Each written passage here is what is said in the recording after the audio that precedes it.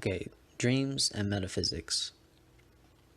So this topic, well, I hope to make this relatively brief, but it will be brief and also very important, I think. Something to really dwell upon, and something that I've been thinking about when, Heidegger does this weird transition from, he starts really paying attention to poets, right? And why is that? Why is that? What is it about poetry? And I think it's actually very similar in some sense to dreams, because the poets themselves think in images to a degree, but they are able to make them intelligible to a degree through their poetry. And this is why I think poetic thinking is necessary. And Heidegger exploits this very well. But what's been missed in this metaphysics, or you could say overcoming metaphysics, I'm not really concerned with, are we trying to save metaphysics? Are we trying to overcome metaphysics? What I am concerned about is that something was missed. And paying attention to the psychoanalytic philosophies is probably just as important as returning back to Parmenides to some degree. I know that seems very debatable, but it's because when we talk about people like Freud and Jung, they are almost comparable to some degree as a modern Plato, modern Aristotle. Now, I don't know which one's Plato and I don't know which one's Aristotle. I won't get into that. I would probably say Jung is actually more Plato than Aristotle, and Freud is Aristotle. So it kind of switches, I think. But again, don't get caught up on that analogy. I'm just trying to stress the importance that Freud and Jung, they are the beginning of something. Just as much as Plato and Aristotle are, even though, there's the pre-Socratics, right? But Plato and Aristotle are really where people start paying attention. And the call to Freud and the call to Jung is, again, where we should really pay attention. But right now, I'm primarily concerned with Freud, because we have to deal with Freud.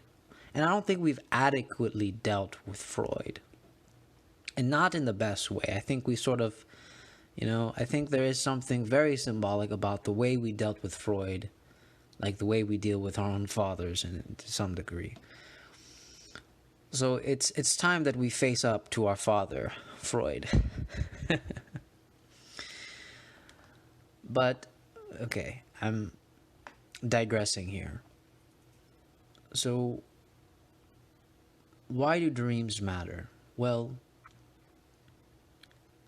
dreams are part of our lives. And so when we want to engage in metaphysics, we have to be able to explain dreams. And I think a majority of metaphysics is actually very incomplete in the sense that they actually don't concern dreams. Now, one of my favorite Muslim philosophers has always said that, it's not a rigorous metaphysics, if it doesn't include time. But I am now proposing something on the similar lines, is that it's not a rigorous metaphysics if it doesn't include dreams. If it doesn't confront dreams, because in some sense, I think dreams are some of the key structures that metaphysics needs.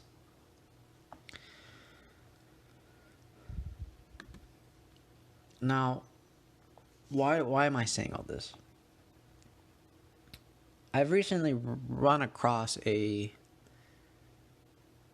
individual, a mystic that Freud actually puts in a footnote in his interpretation of dreams. And here he writes, the brilliant mystic Prel, one of the few authors for whose neglect in earlier editions of this book I should wish to express my regret, declares that the gateway to metaphysics, so far as men are concerned, lies not in waking life, but in the dream. I found this actually very profound. Truly, I found this profound.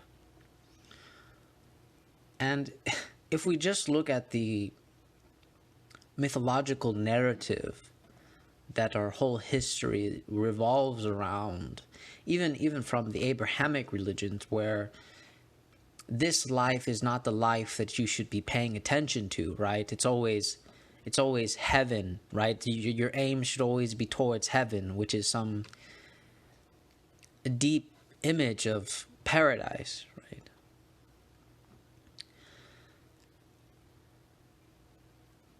And, even from Buddhism, right, how there is this reality is a dream itself, but then where's the reality when we talk about these things, right? It's almost like things go in reverse, right? The dreams that we experience are then the reality according to Buddhism in some sense. That's not what they say. Don't kill me on that one. But I'm just saying, kind of implicitly, they would be saying that, right? If my real life is the illusion, the dream, then the dreams that I have that are the most non-reality would be the most real in some sense, if we want to take it that way. Again, these analogies and these comparisons I think you understand what I'm trying to say. They're not, these explanations obviously are not perfect, but you understand what I'm trying to say. I hope so. Anyways,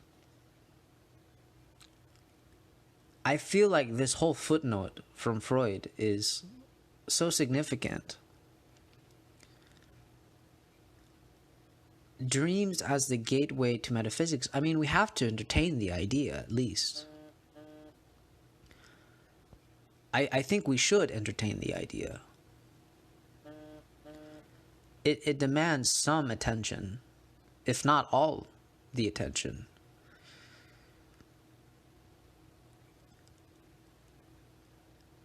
It reminds me of Heidegger when he says that being cannot be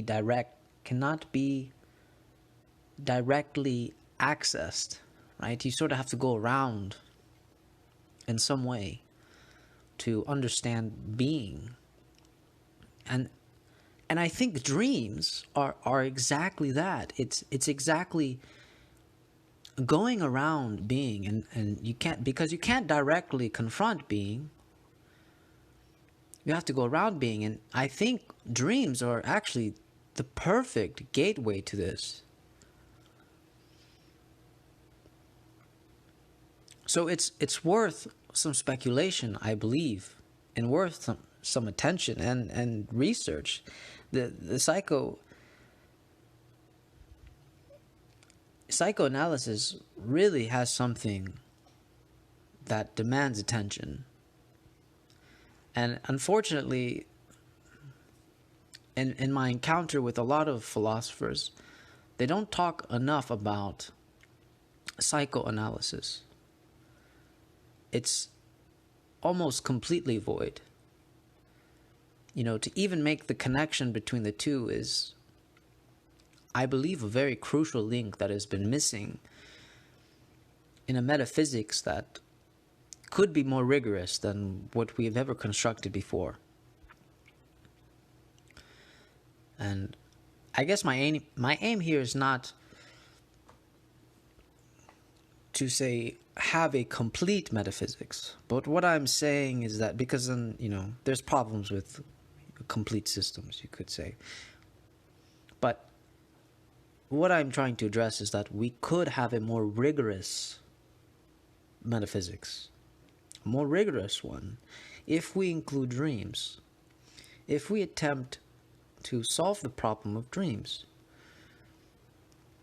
In some sense, I get the feeling that dreams have the answer to being, because it's just as ambiguous, it's just as mysterious, truly, to some degree, why dreams are so elusive to us. And that memory is also a very crucial medium, symbolically as well. But anyways, that's enough for that. I hope, that leaves some crucial reflection and things worth talking about. All right, take care.